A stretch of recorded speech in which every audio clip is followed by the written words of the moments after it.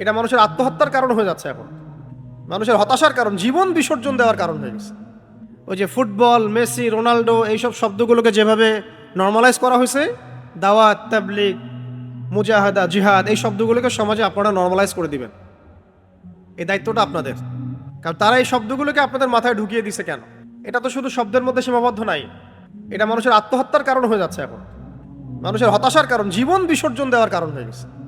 যে মুসলিম যুবক 17 বছর বয়সে একজন মুসলিম নারীর সম্ভ্রম হানি করেছে, এক হিন্দু রাজা, রাজা দাহির, তার গর্দান নেওয়ার জন্য সুদূর আরব থেকে ছুটে আসছেন 17 বছর বয়সের, তার 17 বছর বয়সের মুহাম্মদ বিন কাসেম রহমতুল্লাহ আলী, এবং তিনি সিন্ধু বিজয় করে রেখে দিলেন মাত্র 40-50 জন ঘোড়সাওয়ার নিয়ে, কেউ বলে আরও কম। 40-50 জন ঘোড়সাওয়ার নিয়ে একজন মুসলিম নারীর ইজ্জত হরণ করেছে বা চেষ্টা করেছিল রাজা দাহির। এই জন্যে তিনি সেনাবাহিনী নিয়ে এখানে আসলেন, এসে সিন্ধু জয় করলেন, যুদ্ধ করলেন, জিহাদ করলেন। সেই 17 থেকে 20 বছর 25 বছরের জেনারেশনের অবস্থাটা আপনারাই দেখেন আজকে কোন জায়গায়। ফুটবল নিয়ে পড়ে আছে, বিশ্বকাপ নিয়ে পড়ে আছে, ফ্ল্যাগ নিয়ে পড়ে আছে, জান দিয়ে দিচ্ছে, মারামারি করতেছে। নিজে আধা ঘন্টা ফুটবল খেলেন, অসুবিধার কিছু নাই, এখানে আপনার উপকার আছে। ফিজিক্যাল ফিটনেস ভালো হবে, ঘামবেন, ভালো খাবেন, ভালো ঘুম হবে, ব্রেন শার্প হবে, এবং এটা দরকারও আছে, ফিজিক্যাল ফিট থাকা দরকার। সেটা যদি ফুটবল আধা ঘন্টা খেলা শুরু হতে হয়, সমস্যার কিছু নাই। নামাজ ছুটে যায় নাই, ফরজ তরক হয় নাই, আপনি একটা মুনাসিব সময় খেলছেন, ঠিক আছে। এটা নিয়ে তো ক্রেজি হওয়ার কিছু নাই। ক্রিকেট খেলছেন আধা ঘন্টা, ওকে, ফরজ ছুটে যায় নাই, এক্সারসাইজ করছেন, দৌড়াইছেন 2-3 রাউন্ড, ফিজিক্যাল করছেন, নেট করছেন, ভালো। এখানে আপনি এটাকে জুয়া হিসাবে নেন নাই, আপনি এটাকে নামাজ তরকের কারণ হয় নাই, ফরজ তরক হয় নাই, ঠিক আছে। বক্সিং খেলেন, মার্শাল আর্টস শিখেন, সাঁতার শিখেন, আর্চারি শিখেন, হর্স রাইডিং শিখেন, কোনো সমস্যার কিছু নাই তো এটাতে। ক্রেজি হব কেন? এমন তো না যে আমার দেশ খেলতেছে, তাও তো একটা কথা ছিল যে না হয় বাংলাদেশ খেলতেছে, আচ্ছা তুই দেখি কি হয়। যাই হোক, তা বলছিলাম ভাই যে আমাদের জেনারেশন যেগুলো নিয়ে ব্যস্ত, ওই জেনারেশন সাহাবায়ে কেরামের সময়, তাবেঈদের সময়, ইমামদের সময় দাওয়াতে, তাবলিগে, দিন শিখায়, জিহাদের মাঠে ব্যস্ত ছিল। এবং তাদের এত ত্যাগ ছিল, এত ত্যাগ তারা করেছেন ইসলামের জন্য, যার ফলশ্রুতিতে আজকে আপনি রেডিমেড ইসলাম পাইছেন। বাসায় জন্মগ্রহণ করেছেন, লা ইলাহা ইল্লাল্লাহ কালিমাটা শিখেছেন। আমাদেরকে কালিমা শিখার জন্য কিন্তু পরিশ্রম করতে হয় নাই, ত্যাগ করতে হয় নাই, কোনো পরীক্ষা দিতে হয় নাই। এই হিস্ট্রিগুলো যদি পড়েন, নিজেদের মধ্যেই অনুশোচনা আসবে যে আমাদের দিনের জন্য আমাদের আসলাফগণ, আকাবিরগণ এত পরিশ্রম করেছেন, আর আমরা আজকে এইভাবে দিনকাল পার করছি, লজ্জা লাগবে তখন। এই জন্য এই ইতিহাসগুলো আপনাদের সিলেবাসে নাই, আমাদেরও ছিল না, এখনো নাই। ওই ইলেকশনের আগে সবাই প্রতিশ্রুতি দেয় যে আমরা একদম ইসলামী রাষ্ট্র কায়েম করে ছেড়ে দিব একদম। ইসলামী রাষ্ট্র তো ভাই বহুত দূরের কথা, আমরা শিক্ষার মধ্যেই ইসলাম আনতে পারি না। একটা জেনারেশন যদি ইসলামী শিক্ষায় শিক্ষিত না হয়, কাদেরকে নিয়ে আপনি ইসলামী রাষ্ট্র কায়েম করবেন? শাহবাগীদেরকে নিয়ে, রামবাম সুশীলদেরকে নিয়ে, ইসকনকে নিয়ে, কাকে নিয়ে আপনি ইসলামী রাষ্ট্র কায়েম করবেন? ইসলামী রাষ্ট্র তো কায়েম হবে একটা তাওহীদপন্থী জেনারেশনকে নিয়ে, যারা বুদ্ধিদীপ্ত, যোগ্যতা সম্পন্ন, শিক্ষিত, সাহসী, ধৈর্যশীল ইত্যাদি। তো তাদের প্রথম বুনিয়াদ শিক্ষাই তো হচ্ছে পড়াশোনা। তো সেই পড়াশোনা মাদ্রাসা সীমাবদ্ধ করে দিয়েছেন। আবার সেই মাদ্রাসার পড়াশোনার মধ্যে আবার জেনারেল কোনো সাবজেক্ট ওইভাবে নাই, আছে? নাই। ওটাও একটু একমুখী হয়ে গেল। আর আমাদের যে শিক্ষা, এর মধ্যে ইসলামের বালাই নাই। টুকটাক কিছু মন্দের ভালো আপনাকে পড়াই দিচ্ছে, ওইটুক শিক্ষা দিয়ে তো ভাই আপনার ওই গন্তব্য হাসিল হবে না, কখনোই না। সাহাবায়ে কেরাম রাদিয়াল্লাহু আনহুম আজমাইন এত বড় মানুষ হওয়া সত্ত্বেও সারাদিন রাত নবী সাল্লাল্লাহু আলাইহি ওয়াসাল্লামের দরবারে পড়ে থাকতেন দিন শেখার জন্যে। আর আমরা কোরআন খুলতেছি মাসে একদিন, বছরে একদিন, সিলেবাসে কোরআন নাই তাই নিয়মিত খোলা হয় না, যেহেতু এই বইগুলো সিলেবাসে আছে, নিয়মিত খোলা হয়। না খুললে আপনি পরীক্ষা পাশ করতে পারবেন না, এবং পাশ না করতে পারলে আপনার চাকরি হবে না। তাহলে গলায় দড়িটা কোন জায়গায় দেওয়া হয়েছে এটা কি বুঝতে পারছেন? এটা কি খুব কঠিন ছিল যে এই পড়াশোনাগুলোর পাশাপাশি অন্তত কোরআন, হাদিস, সিরাত, আকীদা এই কয়েকটা সাবজেক্ট থাকবে? মোটেই কঠিন ছিল না, কিন্তু আমরা এটা করতে চাই নাই, করি নাই, এবং হয়তোবা আমাদের করার কোনো নিয়ত নাই। ইসলামী রাষ্ট্রের কথা বলি, শিক্ষার মধ্যে ইসলাম ইম্পোজ করতে পারলাম না। কত বছর হয়েছে স্বাধীনতার?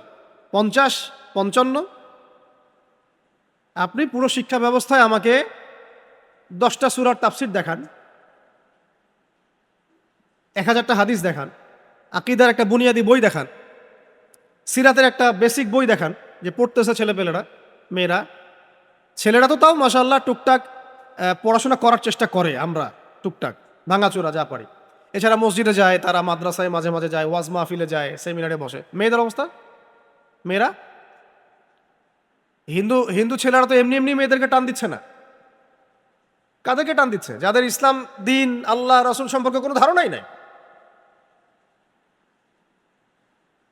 মেয়েদের কি হবে? কে শিখাবে ওদেরকে? আর আপনি আপনি শিখাইতে গেলে তো বিতর্কিত হয়ে যাবে, কারণ সবাই তো আল্লাহর ওলি। সবাই আল্লাহর ওলি না। ফেসবুক মানে আর সব আল্লাহর ওলি দিয়ে ভর্তি, সব যত গুনাহগার সব আমরাই। এখন আপনি দায়িত্ব নেন, আপনি তো বিতর্কিত হয়ে যাবেন। তাহলে কে দায়িত্ব নিবে? ঘুরে ফিরে কথা একটা জায়গায় আসে যে আমাদের সবাইকে দাওয়াতের মধ্য দিয়ে, ইসলাহের মধ্য দিয়ে, তাবলিগের মধ্য দিয়ে এমন একটা জেনারেশন তৈরি করতে হবে যারা ইসলামী রাষ্ট্র কায়েম করবে। ইসলামী রাষ্ট্র ব্যবস্থা যখন কায়েম হবে ইনশাআল্লাহ তাআলা, তখন প্রত্যেকটা ডিপার্টমেন্ট সংশোধন হয়ে যাবে ইনশাআল্লাহ। জরুরি না যে 100% মানুষকে আল্লাহর পথে নিয়ে আসার পরেই ইসলামী রাষ্ট্র কায়েম হবে, এটা জরুরি না। মদিনায় যখন ইসলামী রাষ্ট্র কায়েম হয়েছিল, তখন সেখানকার একটা অংশের মানুষকে নিয়ে ইসলামী রাষ্ট্র কায়েম হয়েছে। বাকিরা কিন্তু ইহুদি, কেউ পৌত্তলিক, কিছু হয়তো টুকটাক নাসারা, আর কিছু আছে বিধর্মী, কিছু আছে বেদুইন। তারা কিন্তু ইসলাম কবুল করে নাই। করছে না। ইসলাম কবুল করেছে দুই শ্রেণীর মানুষ, আনসার, মুহাজির। আনসার, মুহাজির, এবং আনসারদের মধ্যে মাত্র 2টা গোত্র, আওস এবং খাজরাজ। আওস এবং খাজরাজ, এই 2টা গোত্র ইসলাম কবুল করেছে। আল্লাহ পাকের মহা শুকরিয়া যে ওই 2টা গোত্র ছিল তৎকালীন মদিনার অনেক শক্তিশালী গোত্র, যারা একটা কথা বললে আরো 10 জন এই কথা শুনবে। এই 2টা গোত্র যখন ইসলাম কবুল করলো আলহামদুলিল্লাহ, তখন নবী সাল্লাল্লাহু আলাইহি ওয়াসাল্লাম মুহাজির সাহাবীদেরকে নিয়ে সেখানে হিজরত করলেন, ইসলামী রাষ্ট্র কায়েম হলো। 100% মদিনার মানুষ কিন্তু ইসলাম কবুল করে নাই, রাষ্ট্র কায়েম হয়েছে, হয় নাই? তো এটা জরুরি না যে বাংলার জমিনে 100% মানুষকেই মুসলমান হইতে হবে, বা তাওহীদপন্থী হয়ে যেতে হবে, শরিয়াপন্থী হয়ে যেতে হবে, তারপরে ইসলামী রাষ্ট্র কায়েম হবে। এটা নট নেসেসারি। অর্ধেকও যদি হয়, অর্ধেকের কম হয়, বেশি হয়, তবুও এটা সম্ভব, তবুও সম্ভব। আপনাদের সামনে একটা ছোট্ট উদাহরণ দেই। জুলাই, তো জুলাইয়ে সব মিলিয়ে রাস্তায়, মাঠে, ময়দানে কত % মানুষ ছিল ইন টোটাল পপুলেশনের? 5%, 10%, 20%? আপনারাই বলেন। অত হবে না। বাকিরা কোথায় ছিল? ঘরে, অনলাইনে, বা তারা অবজার্ভ করতেছে কি হয়। কেউ বলতেছে ফিতনা, যাওয়ার দরকার নাই, বা কেউ হাইট থেকেই সহযোগিতা করছে, এরকম। মাঠে ময়দানে কত % ছিল? 10%, 15%, 20% হাইয়েস্ট। বাকিরা যে যার জায়গায় ছিল। পরিবর্তন হয় নাই, একটা অভ্যুত্থান হয় নাই। এটাকে উদাহরণস্বরূপ সামনে রেখে এভাবে চিন্তা করতে পারেন যে ইসলামী রেভলিউশনের জন্যও 100% মানুষকে রাস্তায় নামার দরকার নাই। বুঝতে পারতেছি কথা? যদি একটা সমাজের একটা মোটামুটি একটা বড় অংশের মানুষ এই কনসেপ্টে আসে যে আমরা আল্লাহকে বিশ্বাস করি, রাসূলকে বিশ্বাস করি, কোরআনকে মানি, সুন্নাহকে মানি, সাহাবায়ে কেরামদেরকে আমরা হকের মানদণ্ড মানি, আমরা আহলে সুন্নাহ ওয়াল জামাআর অন্তর্ভুক্ত, আমরা কি করব? এখন ইলম অর্জন করব, আমল করব, তাবলীগ করব, দাওয়াত দিব, আমরা জামাআ করব, আমাদের আমির থাকবে, আমরা দাওয়াতের সাথে সাথে প্রয়োজনীয় জিহাদের জন্য প্রস্তুত থাকব, এবং ইনশাআল্লাহ আমরা আল্লাহর জমিনে আল্লাহর দ্বীনটাকে প্রতিষ্ঠা করব। এবং আমরা জিন প্রতিষ্ঠা করলে আমাদের শিক্ষা, সংস্কৃতি, অর্থনীতি, আমাদের পরিবার, ব্যক্তিজীবন এবং রাজনীতি, বিচার ব্যবস্থা সব কিছুকে আমরা কোরআন এবং সুন্নাহর আলোকে ঢেলে সাজাও। এই লক্ষ্যে যদি কাজ করা শুরু করে 20 বছর সময় লাগবে না ইনশাল্লাহ, বাংলার জমিনে ইসলামী শরিয়া কায়েম হয়ে যাবে। 20 বছর সময় লাগবে না ইনশাল্লাহ। সমস্যা হচ্ছে এই যে মৌলিক দাওয়াতটা, এই মৌলিক দাওয়াতটা আমরা সব জায়গায় দিতে পারছি না, বা সবাই দিচ্ছি না, বা যাদের কাছ থেকে মানুষ আশা করে তারাও কথা বলছেন না, বরং মানুষ ছুটছেন অন্য বিষয়গুলোর দিকে, পশ্চিমাদের তন্ত্রমন্ত্রের দিকে, সোকল্ড ডেমোক্রেসির দিকে, সোকল্ড সেকুলারিজমের দিকে, কমিউনিজমের দিকে, ন্যাশনালিজমের দিকে, এগুলোর দিকে মানুষ ছুটছেন। একটা বিষয় বুঝতে পারছেন না, ওই যে প্রথমে একটা আয়াত বললাম যে মহাবিশ্ব আল্লাহ পাক সৃষ্টি করেছেন, যে আল্লাহ রাব্বুল আলামিন মহাবিশ্বের স্রষ্টা এবং মহাবিশ্বের প্রত্যেকটা গ্রহ নক্ষত্রে তার হুকুম চলে, পৃথিবীতে কেন চলবে না? পৃথিবী কি দোষ করলো? আমরা এতটা কিভাবে নাফরমান হয়ে গেলাম, কাফের হয়ে গেলাম, মুশরিক হয়ে গেলাম, মুনাফিক হয়ে গেলাম? সারা মহাবিশ্ব চলছে আল্লাহ পাকের নির্দেশে। চাঁদ যদি এক হাত ডানে বামে সরে যায়, পৃথিবী উথাল পাতাল হয়ে যাবে। সূর্য এক হাত ডানে বামে হয়ে গেলে পৃথিবী উথাল পাতাল হয়ে যাবে। সেই আল্লাহ রাব্বুল আলামিনের কন্ট্রোল সারা মহাবিশ্বে, আর পৃথিবীতে কি আল্লাহ পাকের নিয়ন্ত্রণ নাই? আল্লাহ পাকের অসীম রহমতে আল্লাহ পাক এত গুনাহ করার পরেও আমাদেরকে এখনো সহি সালামতে রেখেছেন। তো সেই পৃথিবীর মানুষ আর জিন আল্লাহ পাকের অবাধ্য।